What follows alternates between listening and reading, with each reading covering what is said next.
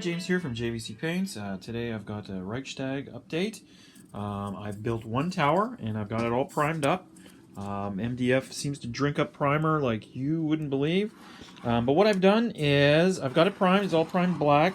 But what I've done, because the kit itself is for dioramas, is I've left off the back panels here. This was a non-gap. I don't think I could fit a figure in there anyway, and here as well. So what I'm going to do today is I'm going to do sort of a step-by-step thing, and I'm going to try and finish this. I've got to get the airbrush out here pretty soon, and more or less I'm going to do sort of like the old wargamer, how he does his projects. He sort of shows you step-by-step process until the very end. I'm going to try and do that. I'm going to emulate that today. More for myself too, because I've got to break this down into weekends and weeks and things like that. So I started with the tower, and we're gonna see how it goes. The kit went together pretty good. I have to admit, I was a little bit worried trying to put it together, but yeah, let's get to the painting. Let's see what happens here. All right, I have hit it with XF63 German Gray to paint through the airbrush. I'll show you my little setup here in a second, but yeah, I've gone all the way around here.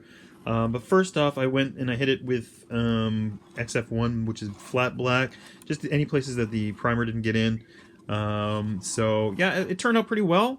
So yeah, I'm still debating on what color I'm going to try and do that interior. I'm not going to do it all up with wallpaper and stuff, but I want to make it a lighter color so that the figures, you'll be able to see them, and that when we're playing and when we're packing it up, no figures are sort of left behind in the scenery, which does happen from time to time.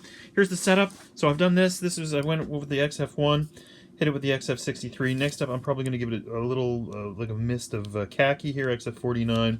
Then we're going to hit it with the neutral gray here, 53. And then I think deck tan, 55 is going to be the last. This is the amazing setup. What a pile of crud everywhere. All right, let's get to it. Let's see what happens. Okay, this is what it's looking like now with the khaki sort of mist that I put on it. I went all around XF49. I thinned it out pretty good.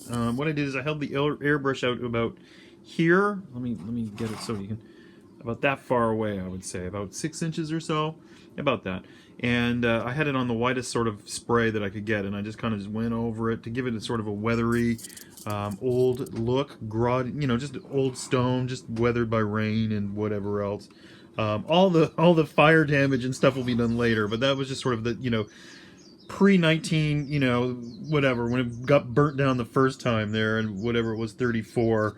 That grime that was still left on it from after they washed it, I guess. So we're gonna go on to the neutral gray and then the deck tan and see how it looks.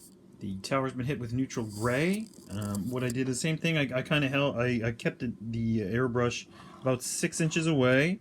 I had the spray a little bit more intense and not so wide of a pattern, and I held it at a 45-degree angle all the way around. So now I'm going to do the last one, the deck tan.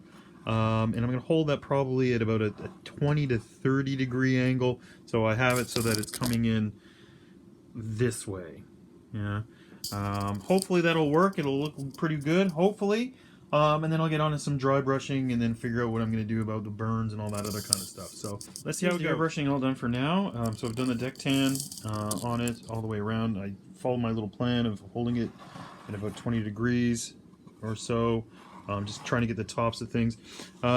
Instead, I blasted the floors with it to sort of make it a bit lighter. The plan now is, what I'm going to do is on the bottom here, not here because you won't see that, the bottom's here, I'm going to give it a bit of a brown wash, probably from about here down, all the way around. And then I'm going to dry brush it with a lighter shade of brown, just to sort of give it a muddy, sort of weathery look, to blend it into the ground. I'm probably going to do some sponging to sort of simulate some chipping and bullet ricochets and things like that on the masonry. And then I'm going to get the airbrush out again, and I'm going to try and do some burning from the tops, from the windows, and from these windows as well. I'm going to put a photo. I'm going to try and find the same photo that was, I think, is the thumbnail of one of the Mark Felton videos about the assault on the Reichstag.